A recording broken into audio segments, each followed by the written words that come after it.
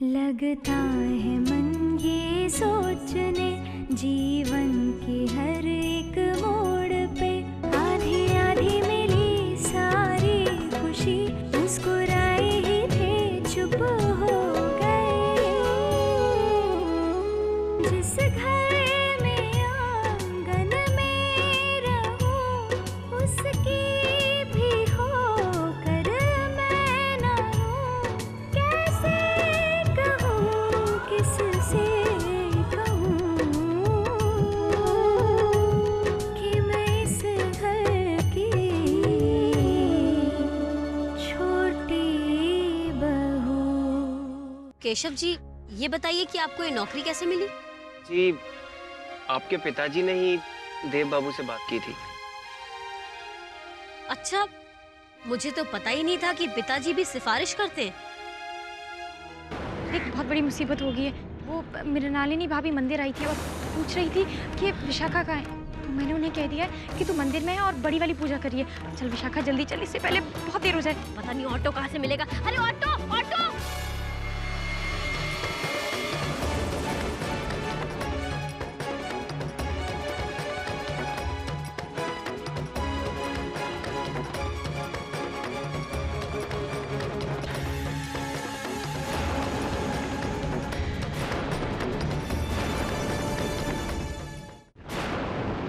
मृणालिनी भाभी यहाँ तक कैसे पहुँची?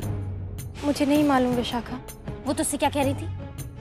उन्होंने कहा था कि पासी में कुछ काम करके आएंगी और हमें लेकर जाएगी, इसलिए उनके लौटने से पहले। तू मुझे लेने चली आई। उफ राधिका, तू इतनी बड़ी बेवकूफ कैसे हो सकती है? तुझे बिल्कुल भी एहसास नहीं है कि ये मृणालिनी भाभी की चाल थी। उन्हें कोई आसपास काम नहीं था। वो सिर्फ ये देखना चाहती थी कि तू मुझे लेने कहाँ जा रही है। और राधिका, तूने बना बनाया खेल बिगाड़ दिया। मुझे तुझ पे भरोसा करना ही नहीं चाहिए था। अरे मैं ये कैसे भूल गई कि तू है तो एक गवार ना। और तेरी जैसी गवार को मृणालिनी भाभी जैसे लोग अच्छी तरह से बुद्धू बना सकते हैं। अब तू नहीं जानती है कि आगे क्या होगा। मृणालिनी भाभी घर जाके सबको सब कुछ बता देंगी कि मैं कहाँ थी। एक अच्छी बहू बनने के लिए जो इतने दिनों से मैं मेहनत कर रही थी ना, अब वो मेहनत गई पानी में। अगर घर वालों को पता चल गया कि मैं उनकी छोटी बहू हीरोइन बनने के सपने देख रही हूँ ना, तो सब मिलकर मुझे घर से बाहर निकाल देंगे, वो भी सिर्फ तुम्हारे कारण।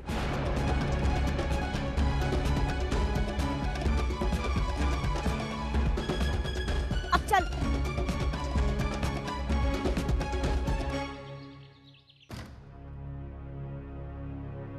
चल जल्दी चल।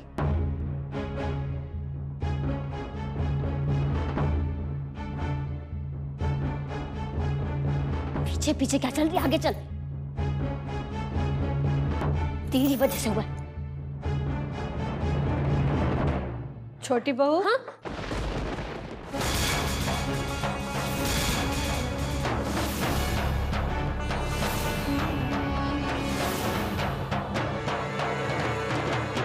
जी, बड़ी देर कर दी, कहाँ रह गई थी?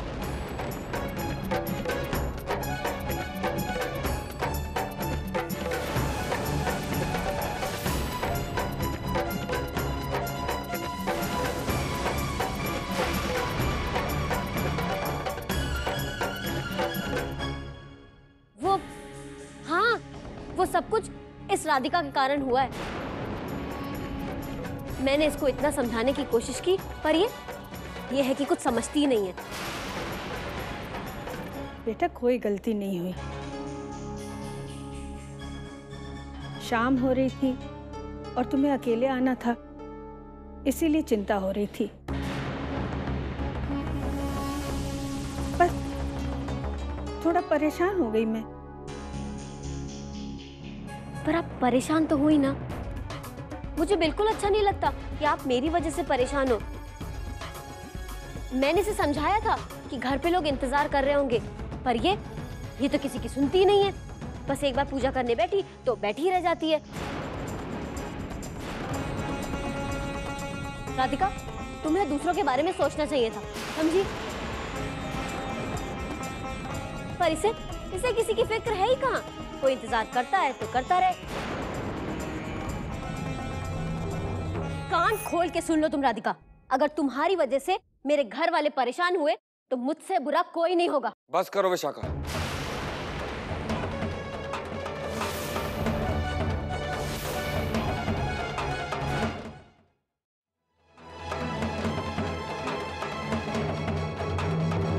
तुम अपनी बहन को इस तरह से नहीं डांट सकती।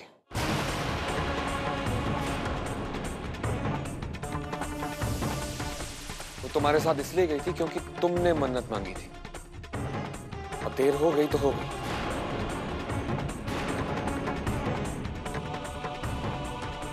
जब कोई तुम्हें कुछ नहीं कह रहा है तो तुम क्यों उसे बातें सुना रही? विशाखा मुझसे सिर्फ इसलिए कह रही है क्योंकि उसे देरी हो गई थी और वो बहुत परेशान हो गई थी। आप विशाखा को कुछ मत कहिए।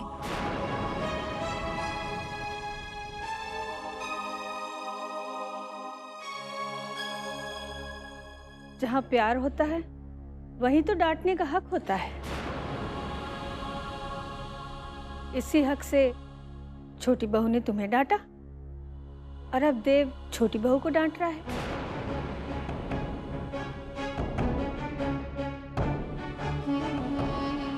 इस बात को यहीं खत्म करो। जिस बात के लिए मैं इंतजार कर रही थी छोटी बहू का, वो तो आधे में ही रह गई।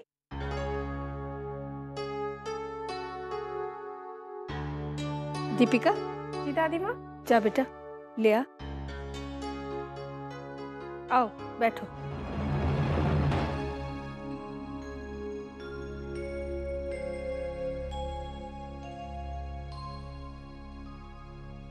ये तुम्हारे लिए।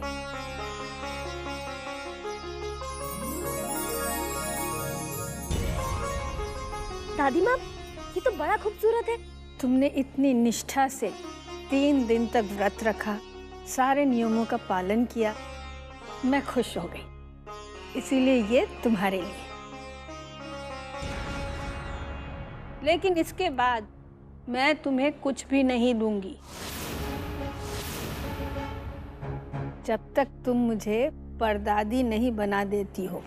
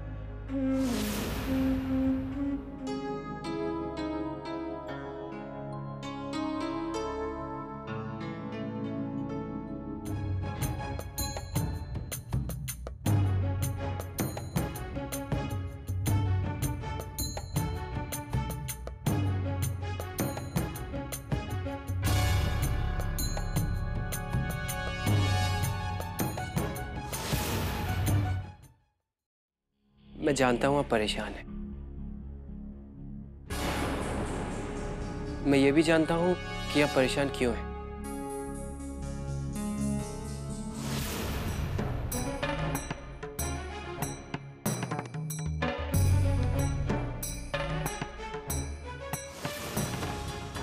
आप अपने इस दोस्त को बता सकती हैं कि परेशानी क्या है। हम सबकी परेशानी की बस एक ही वजह होती है, जो हम सोचते हैं वैसा नहीं होता। चाहते हैं कि भला हो जाए, लेकिन बुरा ही होता है। बस इतनी सी बात है। तो फिर आप ऐसे सोचिए ना कि अगर बुरा हो रहा है तो किसी ना किसी का भला भी होने वाला होगा, क्योंकि जो भी होता है वो सब तो सब इनकी मर्जी से हो रहा है ना।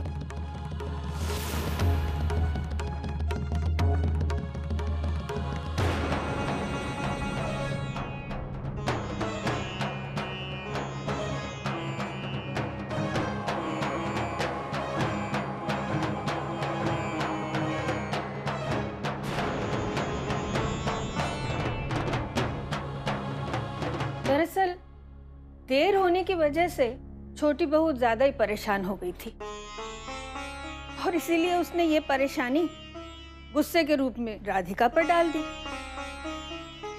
लेकिन बेटा, तुझे भी छोटी बहू के साथ इस तरह ऊंची आवाज में बात नहीं करनी चाहिए थी। बेटा, दोनों बहनें हैं, उम्र में भी ज्यादा अंतर नहीं होगा।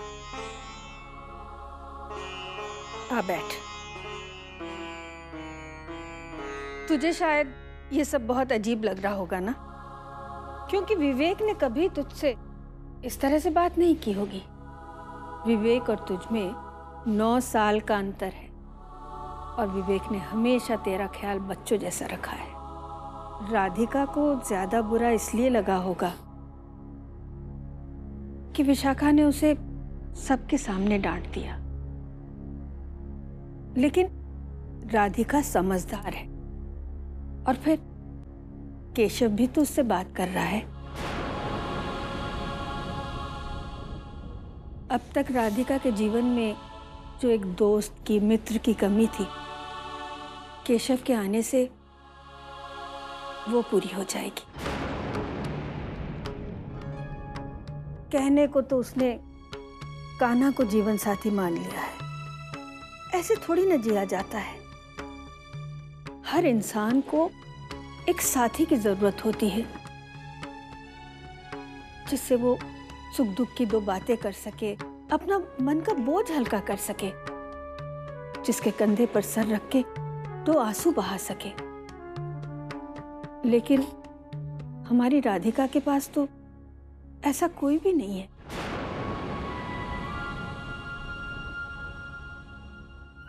इसीलिए मैं चाहती हूं, और मैं ही क्यों, उसके परिवार वाले भी यही चाहते हैं कि राधिका शादी कर ले। कान्हा की भक्त तो वो हमेशा रहेगी,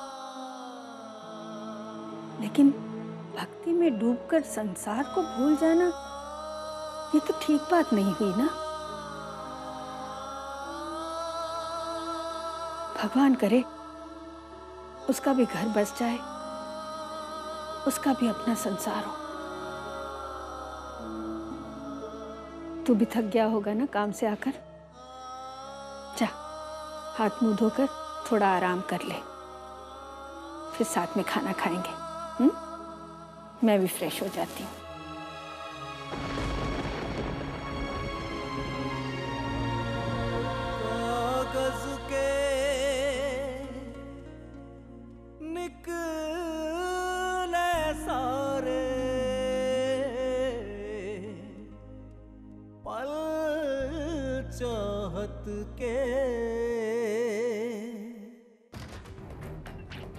ये मृणालिनी भाभी कहाँ चली गई हैं? सारे घर में तो ढूंढ लिया उनको मैंने। जरूर उनके दिमाग में कुछ चल रहा होगा, तभी तो घर वालों को बताया नहीं कि मैं कहाँ गई हुई थी। जरूर कोई गहरी चाल चलने की सोच रही होंगी वो। पता नहीं, मेरा तो दिमाग ही काम नहीं कर रहा। विशाखा, क्यों बेकार में अपने दिमाग पर जोर डाल रही है? मैं क्या सोच रही हूँ ये सोचकर तुम क्यों परेशान हो रही हो? पर आपने कुछ सोच कर ही तो घर वालों को ये नहीं बताया होगा कि मैं कहाँ हूँ। हाँ, सोचा तो है।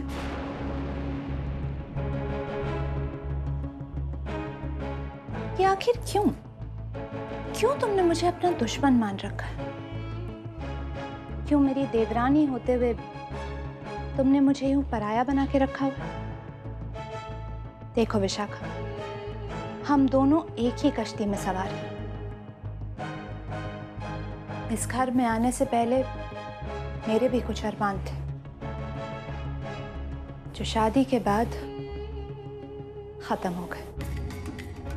इसलिए जब भी मैं तुम्हें देखती हूँ, मुझे अपने वही दिन याद आ जाते हैं जब मेरे भी कुछ सपने थे। मैं भी अपना एक करियर बनाना चाहती थी। नहीं नहीं, करियर वगैरह मुझे नहीं बनाना है। वो तो बस लाइफ में कुछ नया हो, इसलिए मैं वो। क्यों खुद को रोक रही हो विशाखा? क्यों खुद को रोक रही हो? क्यों वही गलती कर रही हो जो मैंने की थी? इस घर में तुम सिर्फ बहू बनकर रह जाओगे। मारना पड़ेगा तुम्हें अपने अंदर की विशाखा को, जैसे मुझे मारना पड़ा था अपने अंदर की मृणालिनी को। एक अपाहिज के साथ एक अधूरी सी जिंदगी जी रही हूं। कब से? तुम्हारे साथ मैं ऐसा कुछ नहीं होने दूंगी। तुम्हारे सपने पूरा करने में मैं खुद तुम्हारी मदद करूंगी। इसलिए इस बात का डर तुम अपने मन से पूरी तरह निकाल दो कि मैं घर वालों को कुछ भी बताऊंगी। तुम पूरे मन से अपने करियर में ध्यान दो। नहीं, मुझे आपकी बात पर बिल्कुल भी भरोसा नहीं है। एक्चुअली इसमें गलती तुम्हारी है ही नहीं। तुमने भी मेरा वही रूप देखा है जो मैंने घर वालों को दिखाया है। मुझे कोई शौक नहीं है विशाखा, लेकिन अगर इस घर में मैं इस तरह आकड़ के ना रहूं ना तो 2 दिन में ये लोग मुझे नौकरानी बनाकर रख देंगे। लेकिन तुम्हारे लिए मैं तुम्हारी दोस्त हूं।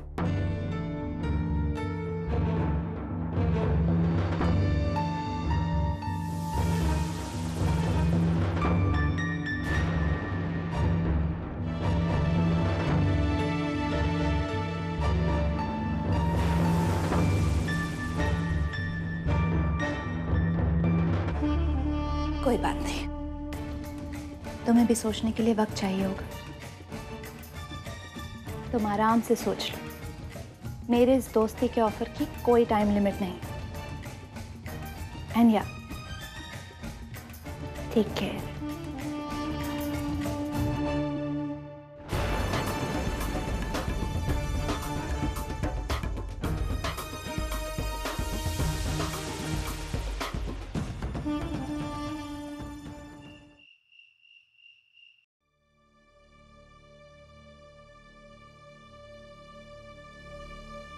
अभी तक सोए नहीं आप? देव बाबू, आप इस वक्त यहाँ? आप बैठिए ना, खड़े क्यों हैं? नहीं, मैं ठीक हूँ। वो ये पूछना था कि आप यहाँ अच्छे से सेटल हो गए हो ना? मतलब कोई प्रॉब्लम तो नहीं है? सर, आप तो मुझे शर्मिंदा कर रहे हैं। इतनी अच्छी जगह दी आपने रहने के लिए, भला परेशानी क्या होगी? बल्कि मुझे तो ये शहर भी बहुत अच्छा लगा। वो कहते हैं ना सर, दिल्ली दिल वालों की नगरी। बातों बातों में मैं आपसे पानी पूछना ही भूल गया। आप प्लीज बैठिए ना, मैं पानी लेकर आता हूँ। अब तो आप यहाँ अजनबी भी नहीं रहे ना? मतलब लोगों को जानते हो आप। राधिका को पहले से जानते हो ना आप शायद? जी, बस जान पहचान है। वो लग ही रहा था जिस तरह से आप उससे बात कर रहे थे जब वो परेशान थी। हाँ, वो दरअसल राधिका जी उदास होकर हॉल से बाहर चली गई थी, बस इसीलिए बात कर रहा था। उदासी की वजह क्या थी ये तो उन्होंने नहीं बताया। शायद कुछ भला कुछ अच्छा करना चाहती थी और बुरा हो गया। आप जानते हैं देव बाबू, राधिका जी की यही प्रॉब्लम है। वो बहुत अच्छी है, बहुत भली है। वो कभी कभी तो ऐसा लगता है जैसे वो इस दुनिया से नहीं बल्कि किसी और दुनिया से आई है। Thank you. कहने के लिए तो राधिका जी ने अपना सारा जीवन कान्हा की भक्ति में व्यतीत करने का निश्चय लिया है, पर मुझे ऐसा लगता है जैसे ये भी उन्होंने किसी और की खुशी के लिए किया। और अपनी इसी भावना को छुपाने के लिए उन्होंने खुद को कान्हा की भ्राता बताना शुरू किया। और अपनी मांग में उन्होंने कान्हा के नाम का सिंदूर भी शायद इसीलिए लगाया ताकि वो सच्चाई से भाग सके।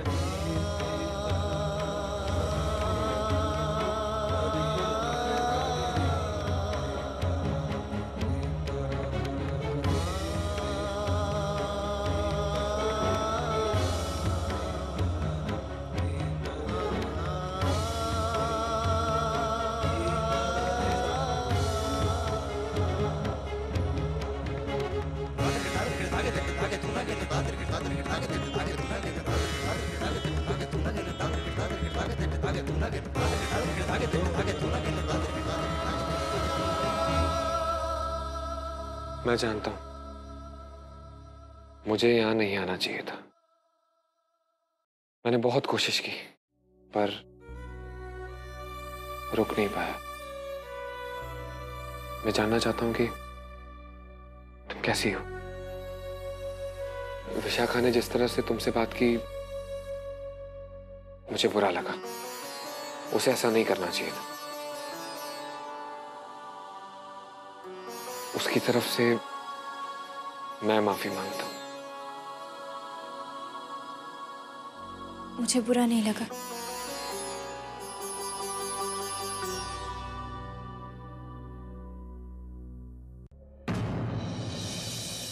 बुरा तो मुझे ये सोचकर लग रहा है कि इतना सब कुछ तय होने के बाद भी आप इस समय यहाँ खड़े हैं।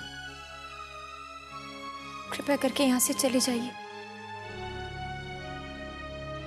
आपको इस समय यहाँ नहीं,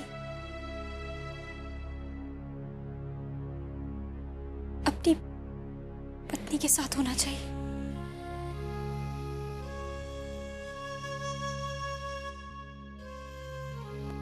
आपको अब सब कुछ भुलाकर जिंदगी में आगे बढ़ना होगा।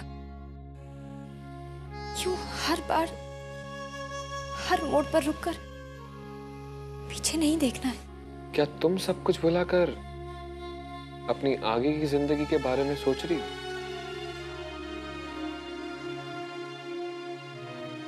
तुम मुझसे कह रही हो कि मैं पीछे मुड़कर ना देखूं, पर तुम्हारी जिंदगी तो यही रुकी हुई है। ये आप क्या कह रहे हैं?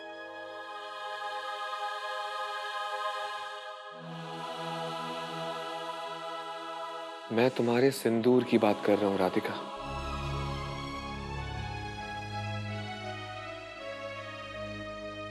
तुमने मुझे खुद से दूर करने के लिए सिंदूर लगा लिया ना, ताकि मैं अपनी जिंदगी अच्छे से बिता सकूं बिना तुम्हें याद किए। तुमने खुद को कान्हा की पत्नी बताया ताकि शादी के बारे में कोई तुमसे ना पूछे। देखो, अगर तुम ये चाहती हो कि मैं सब कुछ भुलाकर अपनी आगे की जिंदगी के बारे में सोचूं, तो तुम्हें भी यही करना होगा। मिटा दो अपनी मांग से कान्हा का सिंदूर।